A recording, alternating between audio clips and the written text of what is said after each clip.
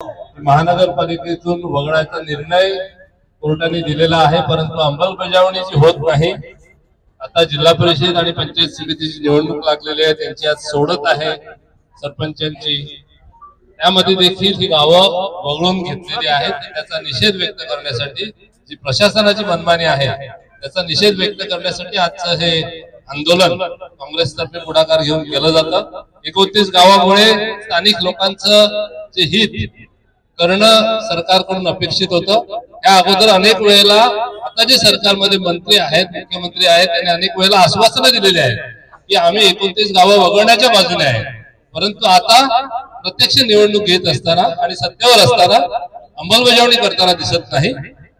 कोर्टाने दिलेला निर्णय अंमल करताना जिल्हा परिषद दिसत नाही, स्थानिक प्रशासन दिसत नाही, तहसीलदार कार्यालयामध्ये त्यांचे तसे निर्देश नाही। त्यामुळे आजचं हे आंदोलन करण्यात येत आहे। विजय शेठ पाटील आपले विधानसभेचे उमेदवार यांनी ह्या लढ्यासाठी कोर्टाची लढाई सर्वांना एकत्र घेऊन अगदी निर्णायक स्तरावर नेली, निर्णय घेतला। कोर्टाने दिलेल्या निर्णयाची अंमलबजावणी न करणं हा जो मनमानी कारभार आहे त्या विरुद्ध आजचं हे आंदोलन आहे। हमारे गांव में, हमारे गांव में, हमारे गांव में आरक्षण करतात 12 ज्या बिगट आदिवासी आपले 29 गावं पण त्याच्यामध्ये येतात। जिल्हा परिषदेचं प्रोसेस चालू आहे, समिती त्यामध्ये गेली। आता मला वाटतं आमचं असं म्हणणं आहे की कंबाईन करून आपल्या आरक्षणचे जो कार्यक्रम आहे तितक्याचा तो पुढे करून 29 गाव आणि हे 12 गाव मिळून पूर्णपणे प्रोसेस करते। परत ती प्रोसेस करू नये। तर ते 29 गावांचं आपलं कसं 13-15 वर्षापासून ती गावं महापालिकेतून स्थगिती असल्यामुळे गेल्या 15 महिन्यापासून ती महापालिकेत अनधिकृतपणे जो स्टेटचा हे निघालेला होता तर आयुक्तांनी तो ठेवलेला होता। आता कालच तुम्ही पाहिलं आयुक्त ईडी वसईचे चालू आहे, रात्री 2 वाजता ती गेलेली आहे। तर तो विषय आता क्लिअर होतो आहे। राज्य सरकारने पण खूप प्रयत्न केले, म्हणजे चुकीच्या पद्धतीने गावं महापालिकेत ठेवण्याचं आणि महापालिकेच्या अधिकाऱ्यांचं त्यांनी समर्थन केलं।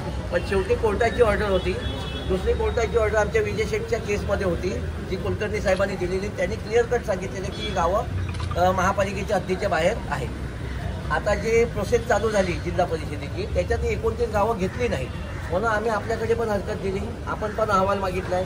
त्या अहवालामध्ये महापालिका कुठेच सांगत नाही की आमच्याकडे राहण्याचे गावं राहण्याचा अधिकार आहे। ती सगळी स्टोरी सांगतायत। त्यांना नाही राज्य सरकारचे अधिकार, नाही त्यांना हायकोर्टाचे अधिकार कुठे।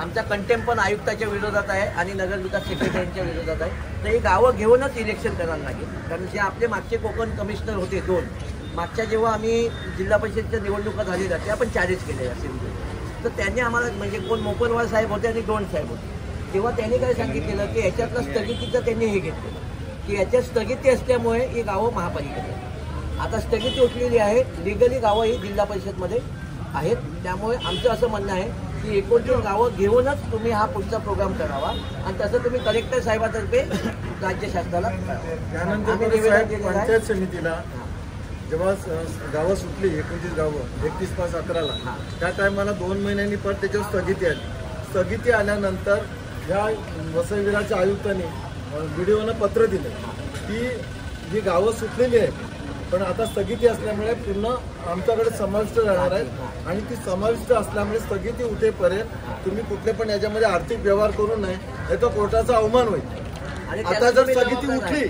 तुम्ही हे अवमान करता ती चालते का? आणि त्यांनी कोणतेही आम्ही कागदपत्र बघून आमची रिपोर्ट करा साहेब, त्यांनी त्या पत्राच्या आधारे कोणतंच पत्र पंचायत समितीला दिलेलं नाही। तुमचा जो विषय आहे तो वेगळा आहे, हा विषय जो आहे आरक्षणाचा वेगळा। याच्या एप्रिल महिन्यामध्येच आरक्षणाची सोडत टाकून पुढे सरपंच पदाचा आहे। येस पण तुमची जी म्हणते आहे 29 गावाचा संदर्भ तर जसा निर्णय शासनाकडनं होईल तिथे त्या ग्रामपंचायती तयार झाल्या तर त्याचं आरक्षण नव्यानं टाकणार ही दरवेळेसची गोष्ट आहे। आमचं एकच म्हणणं आहे, तुमचं प्रशासकीय काम आम्ही समजतो की तुम्हाला वरून देते, पण आमचं म्हणणं आहे की आमचं बघा आता गावं कसं 11 तारखेला सुनावणी आहे। आमचं स्ट्रॉंग म्हणणं आहे की गावं घेऊनच जिल्हा परिषद इलेक्शन करायला लागेल। मग जर गावं घेऊन जिल्हा परिषद इलेक्शन करायचं आहे, पंचायत समिती इलेक्शन करायचं आहे, तर हे ग्रामपंचायतीचे काही इलेक्शन होत नाही का? तो प्रोग्राम लागलेला आहे राज्य निवडणूक। हे जे आरक्षण आहे 30 पर्यंतच त्याच्यामुळं आता जसं सुप्रीम कोर्टाच्या आदेशाने आपल्याकडचं आरक्षण बदललं, बरोबर त्याच्यामुळे हे नव्याने चिठ्ठ्या टाकायची बरोबर ओबीसीच्या याच्यामुळे त्याच्यामुळे हे चालू आहे. तुमची जी काय म्हणणं आहे ते आम्ही करतो. आमचं म्हणणं तुम्ही कलेक्टर साहेबांना आणि त्यांच्या बाकी शासनाचे काम विकास आहे 29 गाववाल्यांचे म्हणणं आहे. 29 गाववाले या आरक्षणवर निषेध दाखवला होता, त्याच्याकरता आम्ही पत्र द्यायला आलो. आम्ही काय आंदोलन करायला आलो नाही. ते पत्र दिलेलं काय ते घ्या. जरा मागे या गावाले सगळे गावाले पुढे या गावाले जरासं मागे ना. हमारे गांव में हमारे गांव में हमारे गांव में साहेब या लोक आमच्या अध्यक्षला हा तुम्ही लेट आले म्हणून म्हणून आलो. हमारे गांव में हमारे गांव में 29 गावं घेतल्याशिवाय कोणत्याच निवडणूक होणार नाही.